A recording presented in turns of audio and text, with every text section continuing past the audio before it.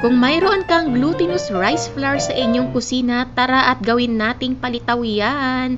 So dito gumamit ako ng 500 grams ng glutinous rice flour at pagkatapos mayroong 2 and 1/4 cups lang ng water.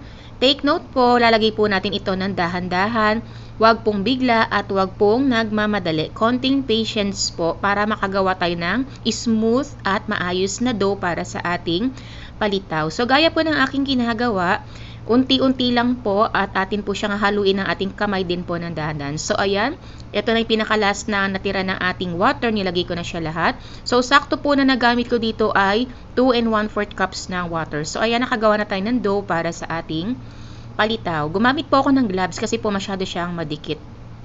Pero kapag kamay po yung gamit nyo, maglagay po kayo ng extra na glutinous rice flour sa inyong mga kamay. So dito gumamitin po ako ng sweet na ube halaya na nabili ko po sa grocery store. So ganito po ang paglagay. Maglalagay ako dito na 1 tablespoon, pero depende sa inyo kung gaano nyo kalaki gusto. So ganyan, flat lang siya ng ganyan, tapos lagyan natin ng ube halaya filling sa loob at pagkatapos ay bilugin lang natin yan. Depende po sa inyo, kanya-kanya pong style kung paano po yung pagbilog na gagawin ninyo. So, bilugin lang ng ganyan. Gaya ng pagbilog sa iyo ng jowa mo. Huy! So, ayan, nakagawa na tayo. Gumamit lang po kayo ng glutinous rice flour sa inyong kamay para po hindi dumikit kapag kayo ay hindi gumagamit ng gloves. So, ayan na po yung ating mga nagawa. At syempre, nagpakulo na rin ako ng tubig at unti-unti ay ilalagay na po natin yung ating mga nagawa na palitaw. Huwag niyo po siyang haluin pagkalagay ninyo doon sa kumukulong tubig. Ayan, haluin niyo lang kapag kusa na siyang lumutang para madrain niyo siya gamit yung inyong sandok na may mga butas-butas at ilalagay natin siya sa isang bowl.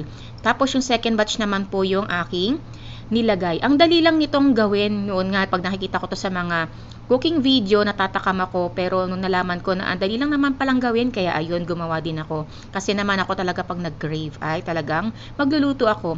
So dito gumamit ako ng sesame seeds. Kung ang gamit po ninyong sesame seeds ay yung hindi pa po na toast, i-toast niyo po sa pan hanggang mag-brown. Pero kung ang ginamit nyo naman ay roasted sesame seed, pwede na pong hindi, gaya po ng akin. At nilagay ko na po yung sugar, na mix ko na siya. Depende po sa inyo kung gaano po karami or katamis po yung gusto nyo.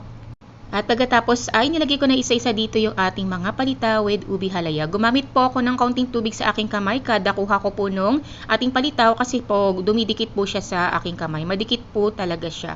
At dahil first time kong gumawa nito ay hindi siya ganun kabilog or hindi perfect ang pagkabilog ko sa kanya. Hindi gaya ng pambibilog sa iyo ng jowa mo. Charis! So ayan, ready na ang ating palitaw with ube halaya filling.